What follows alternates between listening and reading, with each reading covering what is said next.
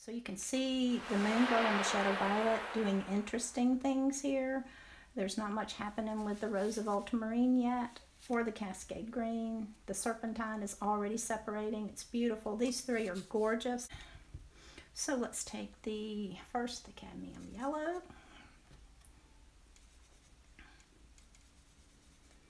And the Queen Rose.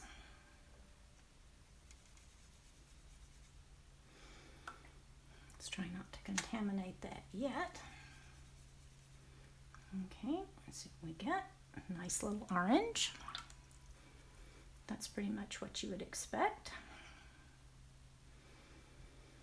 All right, the cadmium yellow. And the Wisteria. Now these are complements. Let's put it over here. So I'm curious to see what they're going to do. Beautiful, beautiful. Beautiful flesh tone. I thought so. These opaque or slightly opaque colors make the most gorgeous flesh tones. That is a beautiful, beautiful flesh tone right there. Okay, now let's take the cadmium and the rose of ultramarine. And those again are complements or near complements. Let's see. And of course the way to tell is if they make a true neutral, a nice neutral gray, then they are a true complement. That is so interesting what that moon glow did. These two turned into a really, when you wash them out, they're a soft, gorgeous gray colors. Look at that. It's really pretty. All right, let's take the cadmium yellow and the moon glow. And of course, moon glow is slightly violet. So you're going to get a neutral. And then we'll take the cadmium. And that's a hue, so it's not a true cadmium color. And the shadow violet, which also has a brownish lavender color to it. And that's kind of interesting. Let's pick that up there so that doesn't go everywhere. And then we have, and we know what's going to happen when we mix a cadmium or any yellow with phthalo blue. We're going to get a green. As long as you don't mix too much blue in there. There you go. So we get a green. Phthalo blue does make lovely greens. All right, so now we're going to take the cadmium. And you probably can't see my water bucket. It's off to the side. Now this combination I know will be gorgeous because, again, you have these gorgeous, somewhat opaque, muted, gorgeous colors. So when you mix the lavender with the cadmium, you get that gorgeous, soft, beautiful color. Beautiful color. Then we're going to take a little bit of the cadmium yellow, a little bit more than that.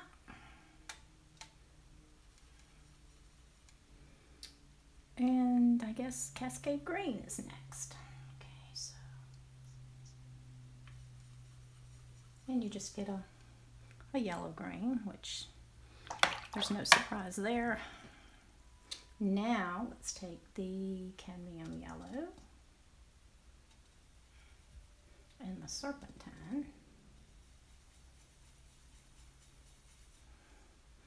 and you get a soft olive and cadmium yellow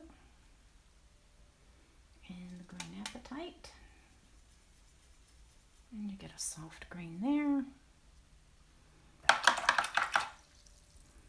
And the last one, the cadmium yellow and the Queen Gold.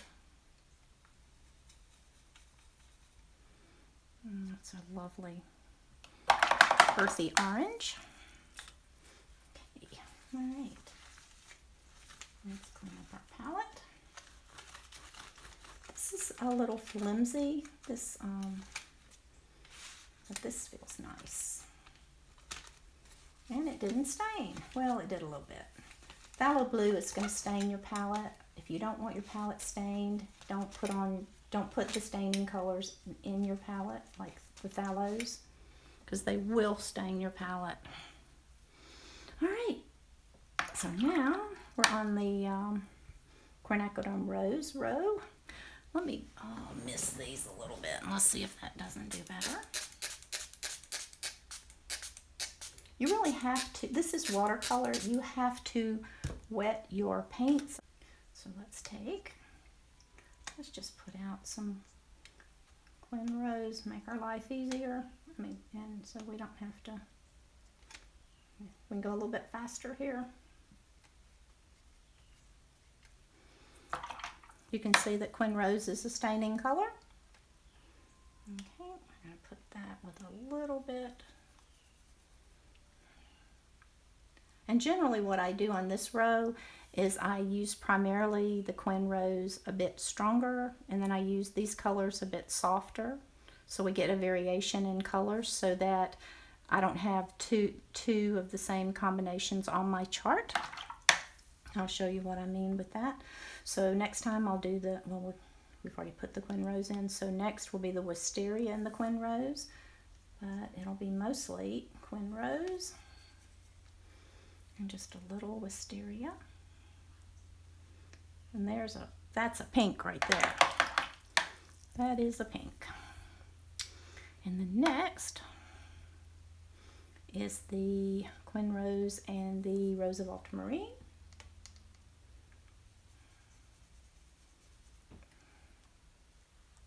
And you can see all these are going to be more vibrant colors than this row, which is also the Quin Rose, but it's just softer. Okay, next one is the Moonglow.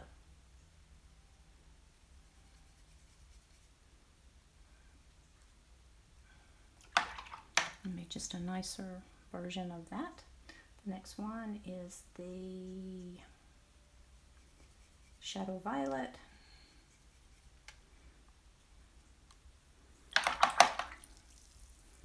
Next one, Phthalo Blue.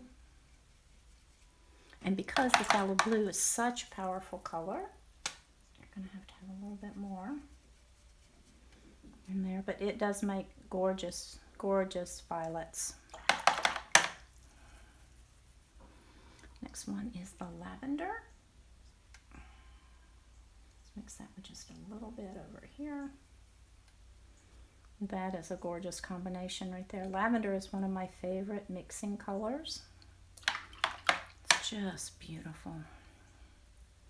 Okay, then we do the Cascade Green, which I'm still learning whether I like it or not. I haven't made my mind up. It is on my palette right now, so we'll see. Serpentine Genuine. This gives us kind of a brown. That's browny green. And Green Apatite. Let's add a little bit more.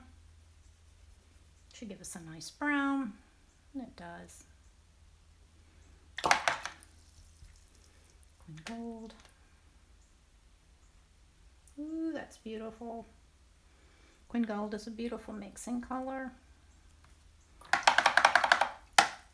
Okay. Let's get that cleaned up really quickly. This palette is cleaning up fairly well.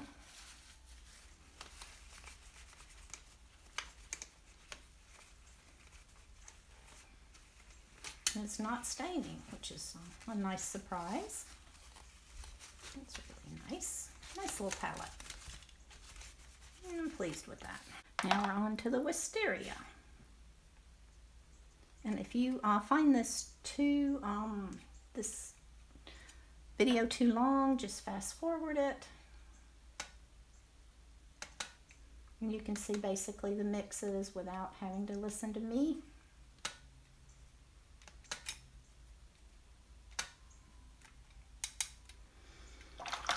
Wisteria and the cadmium yellow, but a little more Wisteria in there. And again, another gorgeous, gorgeous flesh tone. Then the Wisteria and the Quin Rose. Beautiful, beautiful pinks.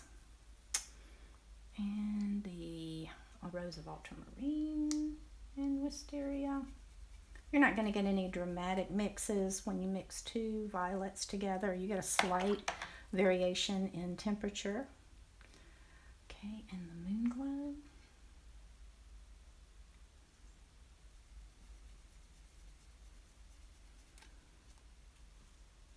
Another lovely dusty violet, which you would expect. Also from the Shadow Violet, similar color. The blue, again, it's hard to even touch your brush in the phthalo blue without getting too much phthalo blue on it. It's really a strong color. That's a nice, pretty blue though. Lavender.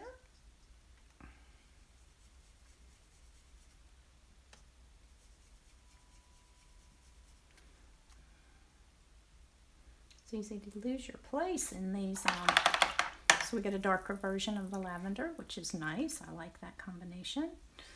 The Cascade Green again. This palette's drying out very quickly. Ooh. Greens and violets make the most lovely neutrals. That is my favorite neutral combination. That's beautiful. Serpentine. And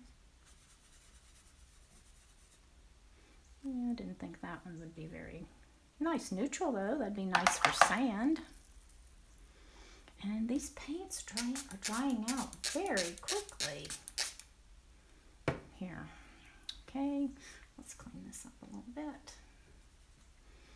That Wisteria and the Green Apatite, again, should give us a really nice kind of muted green neutral, and it does.